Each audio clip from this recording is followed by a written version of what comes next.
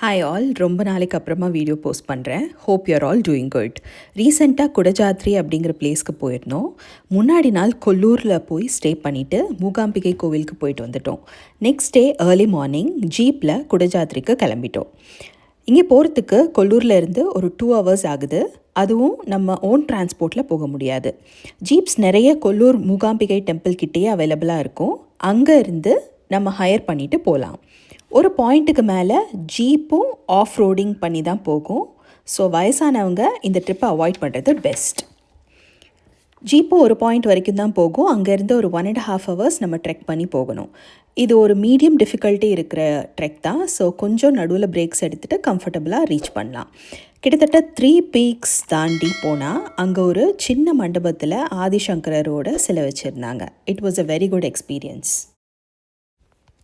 hi all, ரொம்ப நாளைக்கு அப்புறமா வீடியோ